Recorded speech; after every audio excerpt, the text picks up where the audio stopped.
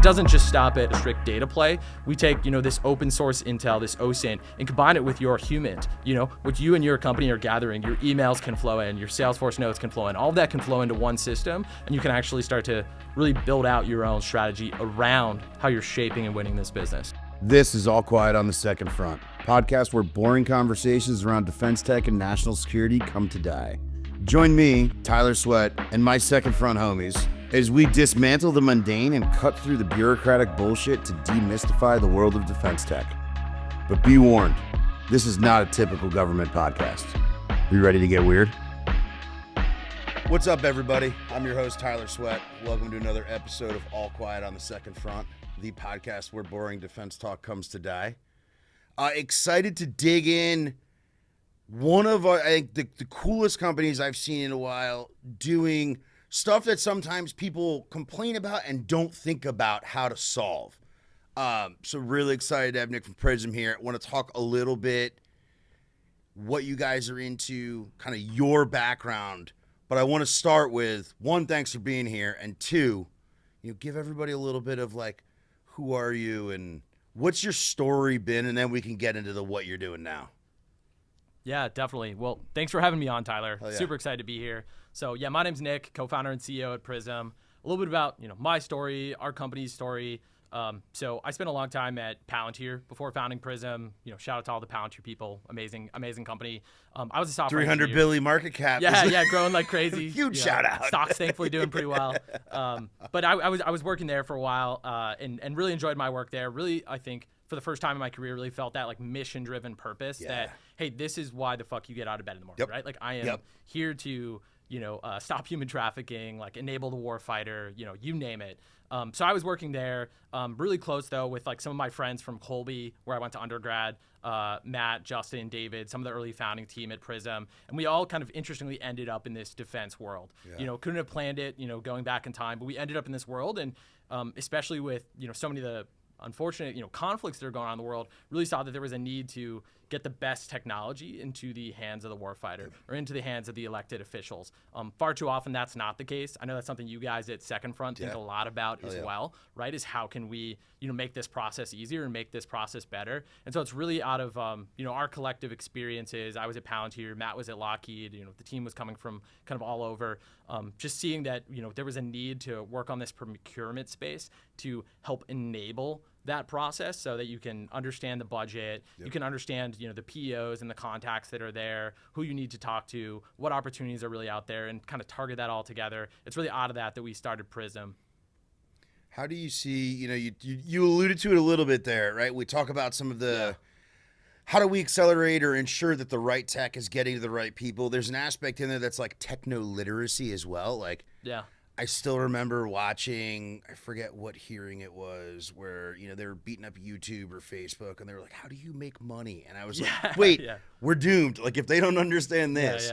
So you guys take that now and are helping to contextualize other parts of that process that maybe are obfuscated or these like massive, cumbersome barriers. Walk me through like how'd the concept of Pryzm come to, and then taking that down into like the how you do what you do. Yeah, absolutely. So it's an interesting story. So when we first started Pryzm, we actually started with a capability. So it was around like OCRing and extracting documents and being able to like process and handle that, that data. So we started around that, and as we spun out of, our respective companies and started down that path, we were selling that ourselves into the DoD, and now being a startup with, I wasn't taking a salary, was living out of like a suitcase and savings, and trying to like build that in, like realize like, we had some experience here, but we didn't have, the endless reams of, resources that a larger company had here.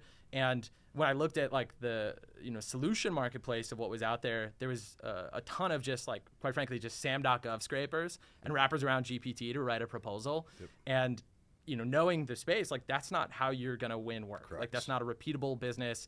that's just kind of a spray and pray mentality. And so we started building, actually tooling internally to help ourselves with like some of this process, and actually realized that, okay, well, this is actually more valuable than the initial capability. The initial capability itself also is like just a crazy competitive space. So we, really started to like learn more, lean in more, build more, use the tooling ourselves. We still use it to this day. That's how we're, moving on our government motion from there.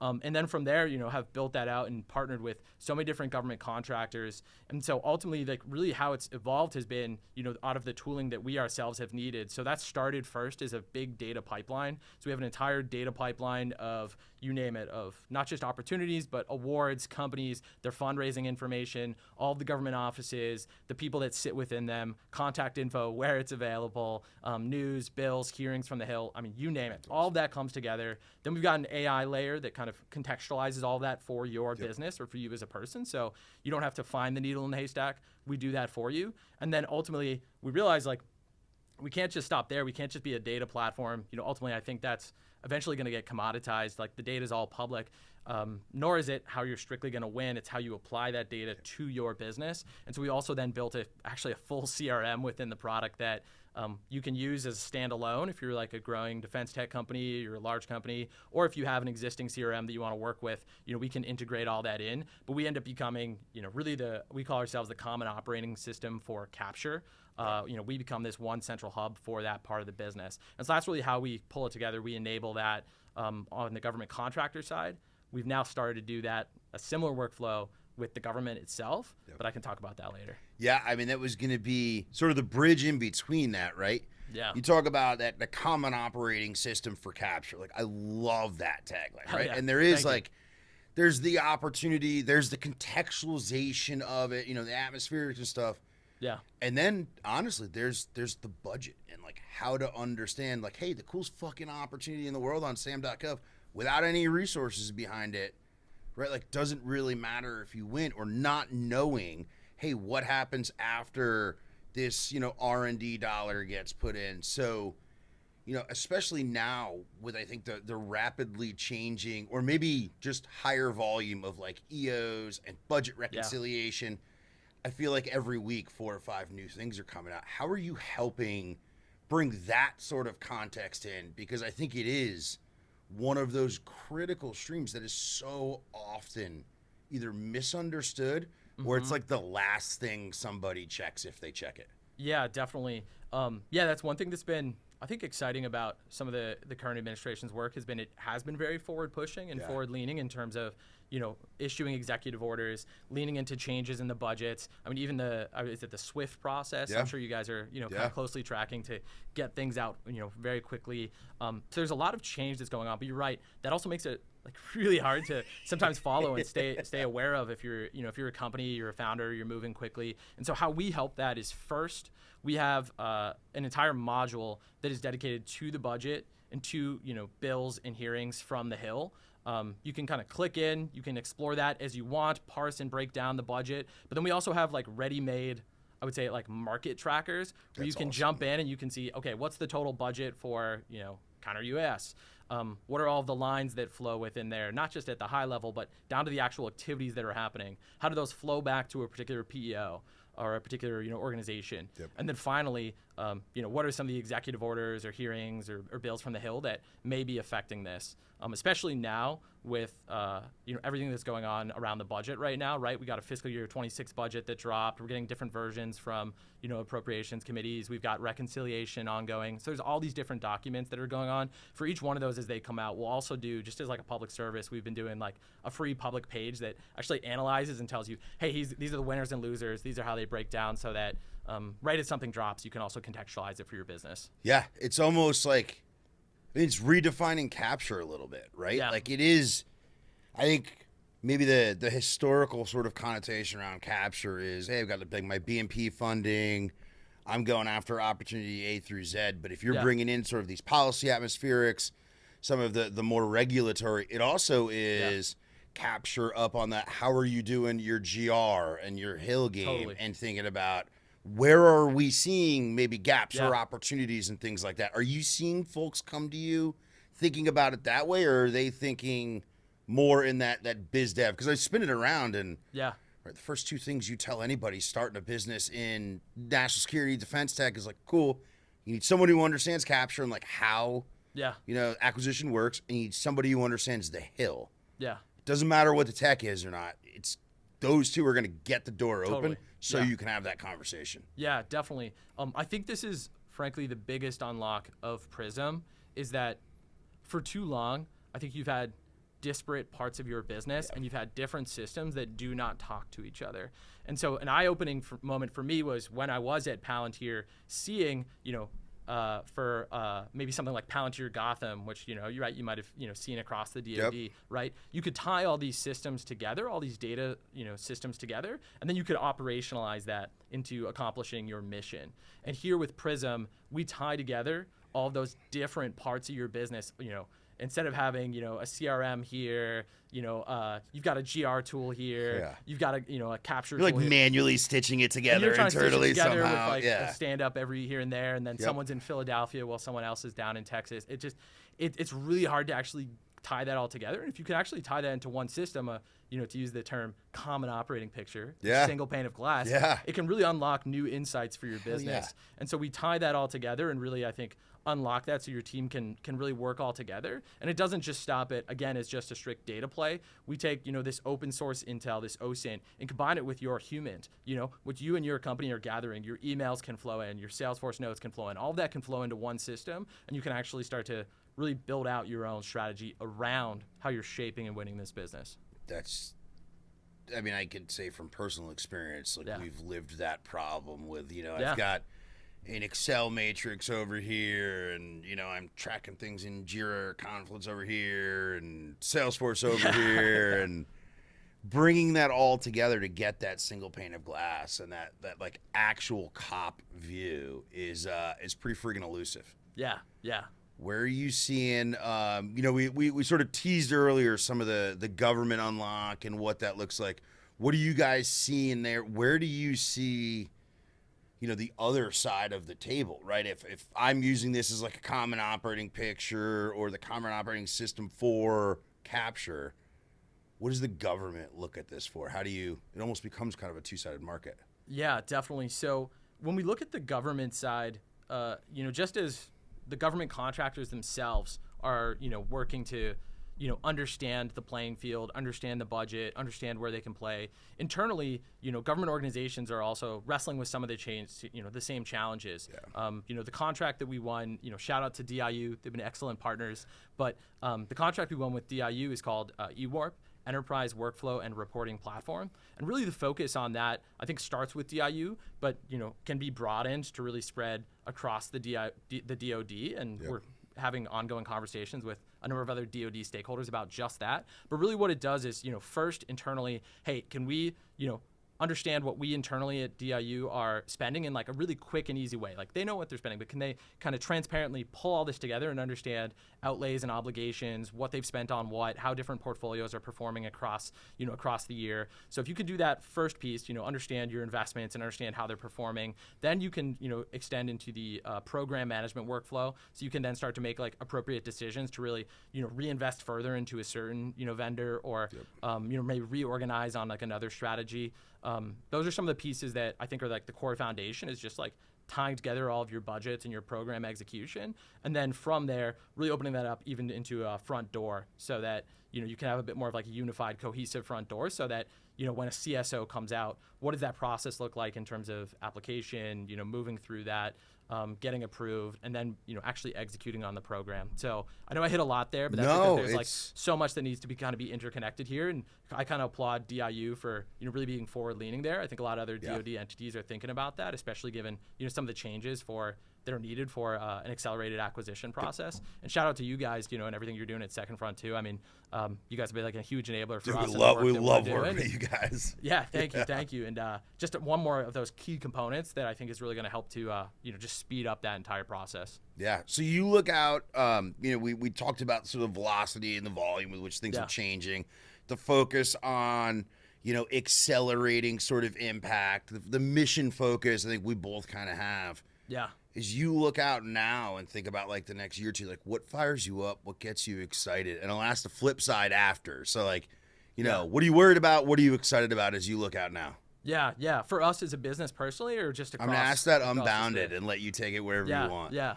I mean, I'm really excited about some of the momentum that's going on around acquisitions, just because for the longest time, like, it's like, it's like the deployment infrastructure, right? It's like, what do you say at the start? It's like making the unsexy part of GovTech sexy, you know, making it cool. Like there's an attention on this. Like, we realize that, you know, to really, you know, put ourselves in the best position as a nation and with our allies, we need to like reform some of these processes. We need to get the best technology out there faster, easier, with the right incentives aligned. And you're seeing, you know, executive orders, you're seeing, you know, changes. I mean, there's even like rewrites of the FAR that are going out there. And so there's just enough that's like happening that I'm excited to see some of that momentum. And I think on the flip side, the thing that I'm excited about is that, you know, we're riding that wave. Like, we're, you know, trying to be a key driver in that and a key part of that.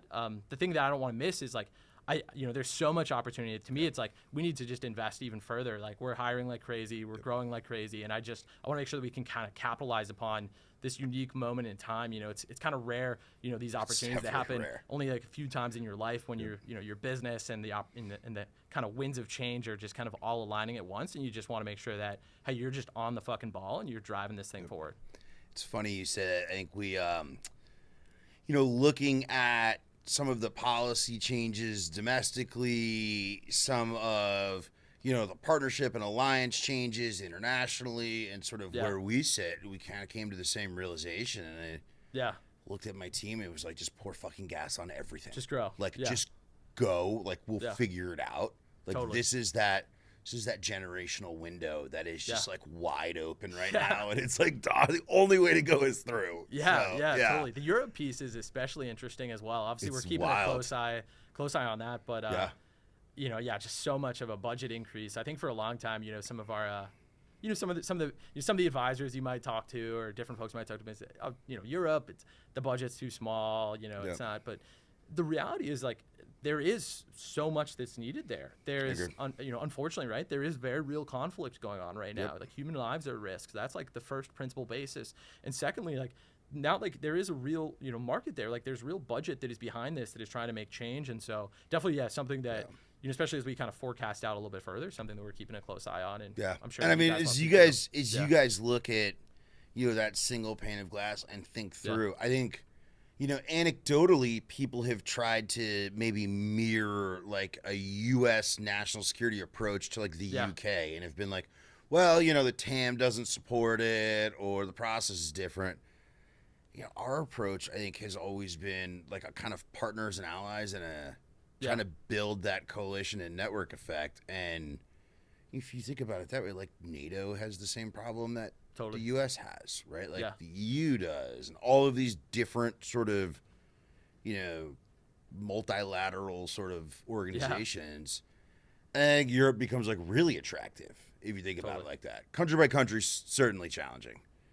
You know, you think next year, 2 years, you know, got a bunch of founders listening. You've got folks who are maybe in stealth or getting ready to spin out or thinking about popping out. Like, what do you tell them? What advice do you give? Because not everyone's going to get to come up through like the Palantir school. Like, that's invaluable experience. Yeah. Someone's just seeing this and is like, hell yeah, I'm going to go hit a target. What advice do you give them? Well, to do a little plug, reach out. Happy to you know, set you up with Pryzm.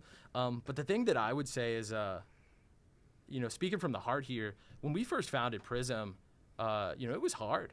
You know, we went without a salary for like a long time. You know, dug deep into, you know, some of the savings. Had to pivot right from that like original kind of concept. Had to push through. I've had to hire people. Have had to like let go of people. It's hard as hell. Most people will just give up. And so the fundamental thing that I would say is, and I always tell our team this, is that like you will, to make this happen, you will have to drag this motherfucker across the finish line. And eventually, if you're pushing that car, you know, up the hill, other people also start to realize that, and they'll come behind you, and you'll gain momentum, and then you'll be going downhill, and you'll be moving really fast. But like fundamentally, just the thing that's gonna win is just you just work like hell and don't give up.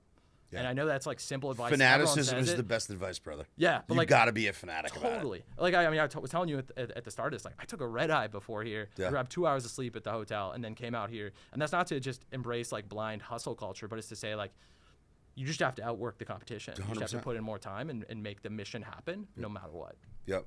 Dude, I love that. When last sort of question before I'll turn to the final, so we'll go 2 more questions here. Sure. What have you learned? Sort of what advice do you give on building teams? You know, you alluded to a little bit of it. Yeah. It's a theme that comes up a lot. It's like the criticality of culture, of team, of fit. Totally.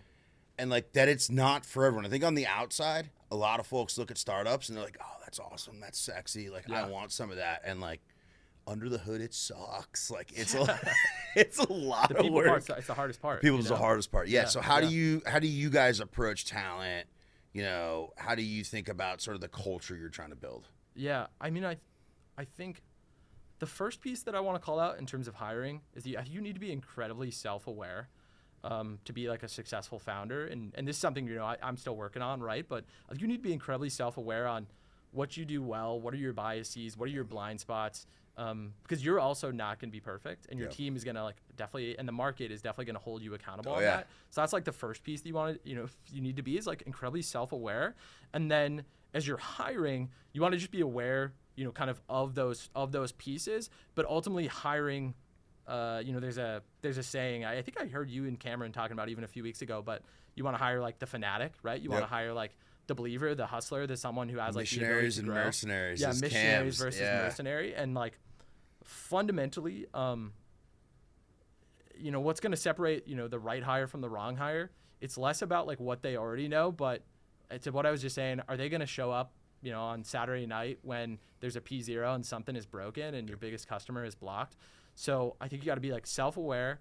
You need to hire those missionaries, those people who are going to drive forth. And then the final thing I'll do, and this was advice that Scott Sanders, one of my mentors, want to give him a shout out. Oh yeah.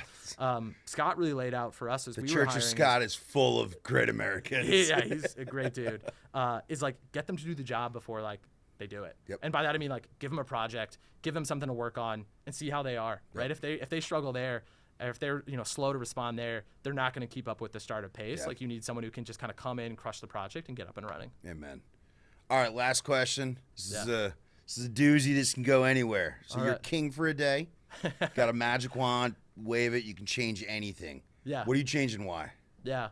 I would want to bring back airport nap pods. Yeah, that's my big focus. Yes. I needed one a couple weeks ago, and I went up. I think it was over in Dulles, and I was like, hey, like, just need to grab a couple hours. Can I just like cop one of those nap pods? And he was like, oh yeah, that went under COVID, obviously because like no one was traveling. Yep. But I actually thought, I mean, I don't know if the unit economics work out, but I mean, you travel enough, people travel enough. There's got to be a way to make it work. I think there's a way to make it work, especially when you're outside of a pandemic. Yep. Just a little place where you can go, you can pop up, you know, maybe grab a little nap. Maybe they give you I'm a big Red Bull fan, a nice little Red Bull as you come out just to get a little juice as you come back and you hit the day. I think there's a huge opportunity for that.